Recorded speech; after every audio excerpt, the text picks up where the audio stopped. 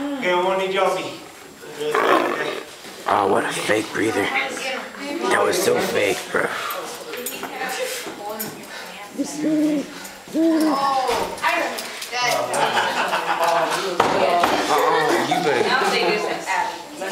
Alright guys, obviously you guys know what kind of word is this? An owl. An owl. That's the type of owl. Strigiforms.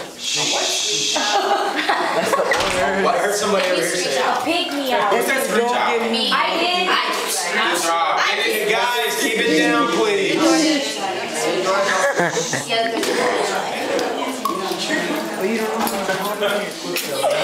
Okay guys, seriously, the owls have very sensitive hearing. We need y'all to keep it down or you will freak her out. Him. It. I do not work with this bird, I work with a bigger one. His name is Emmett, and he is what's known as a North American Eastern Screech Owl. Let me guess of how old you think he is. 12. No. They just shut me down like that, bro. Well, actually, he is 12 years old. But I'll give you, what does that equal to an owl? Let me see. 84. He's 12 years old in human years. That makes him white in owl years. How old is he? 84. No. 46. Animal years are always lower than human years. So he has a way up there than ours. What was that? 2. Well, add 1.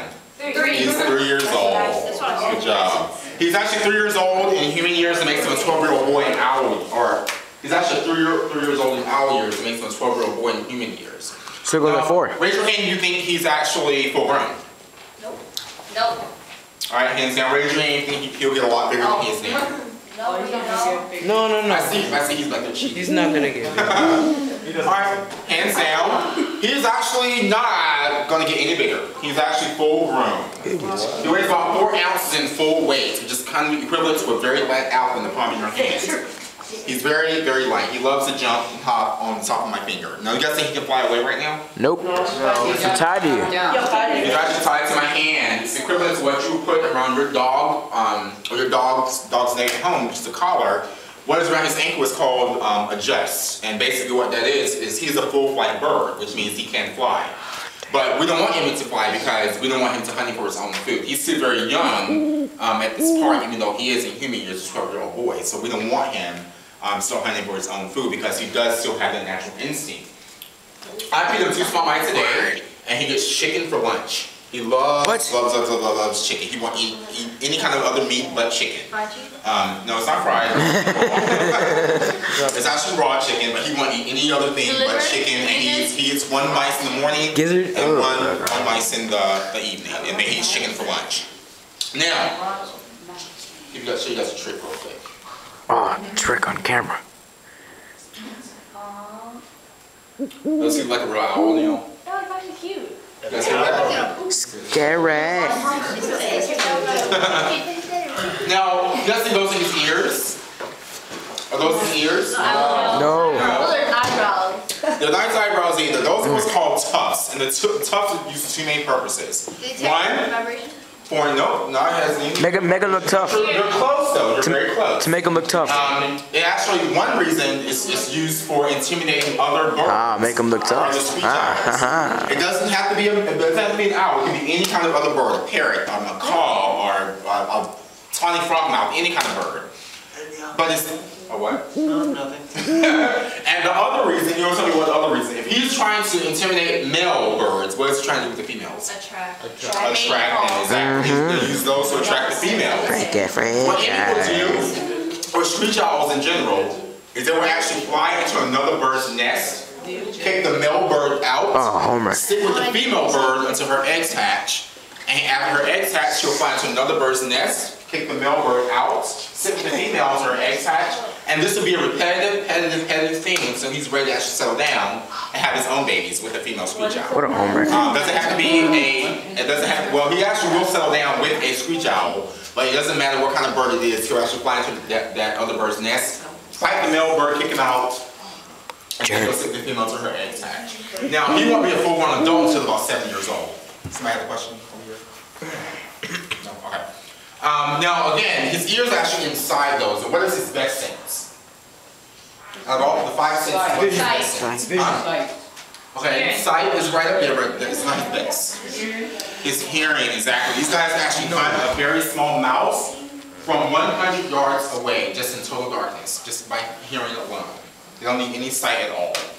They can actually fly to that mouse in the woods, roughly 100 yards away, just by hearing alone. They'll fly directly to it and grab with the sounds. Yes. Don't other sounds where they live like interfere with what they actually want to find? No, because they can actually muffle their sounds. They can actually focus on one sound, as opposed to any kind of like street lights or street cars or horns or whatever, what have you in the wild. Because these guys do live in rural areas. And they're native birds to the U.S. They live in the U.S., Mexico, and Canada. And they're all over Florida. So, and they're all over the Miami area. So if you guys live in a very rural area where there's lots of old dead trees, and you hear very loud high-pitched whine at night, these guys making that sound. 5 of these guys sounds like 1,000 of them at once. That's how loud that squeaky sound is. And these guys happen to be the only owls that don't make the who sound. They make that high-pitched whine called screech. Yes, sir. That's why they call it screech owl. Yep, just by the sound alone. They make 2 sounds. They make the high-pitched whine. Tiny, can you make that sound? And it's loud. It's a lot more sharper than that. And they also make what's called a quavering sound, and that's basically kind of a low muffled whistle, and that's kind of an uncomfortable sound for them. It's kind of when they kind of can't tolerate a lot of noise, or they can tolerate people. Now Emmett here, again, even though he's very new to these type of interactions, he's used to being around humans because he was born and hand raised here at Busch Gardens. But out of any kind of other birds here, because he's what's known as a bird of prey, that makes him a carnivorous bird only. He won't eat any kind of fruits and vegetables. He will eat only meat. And because he is a bird of prey, he does have those natural instincts still, even though he was born and hand raised here. Someone have a question? Saw a hand up. No?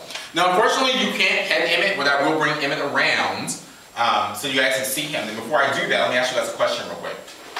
A little trivia question. Raise your hand if you think Emmett can turn his head 360 degrees, which is from the front all the way around back to the front. 360 degrees. Okay. Raise your hand if you think Emmett can turn his head 270 degrees, which is directly behind him. Oh yeah, that's what I'm Hands down. Raise your hand if you think Emmett can turn his head 180 degrees, which is from side to side. No way. Hey, but he can do all of it. If you can do 270, you can do 180. Yeah, he can do it. He can do 180. Put your hand though. And I'm not myself. Well, for those of you who raised your hands 270 degrees, you were correct. Emmett can turn his head 270 degrees. Most people think they can go 360, which is all the way around to the front, but they have to go all the way back. They can't do that because they don't have that. They don't have the body made for that. There are three main reasons why they can do that. Number one reason is because we as humans have something that these guys don't. That's called peripheral vision. You guys know what peripheral vision is? Exactly. I can look at you and see him outside of my eye without even looking at him. These guys don't have that. They can only see straight forward. Second, nope. They can't move their eyes because they don't have the muscles in the back of their eyes like we do. Second, they have 13 cervical or neck vertebrae, and it's the way that his head is attached to the top of the top 2 vertebrae that allows him to turn his head around that far. And third, and certainly not least, is they have 2 very special muscles in the back of their eyes.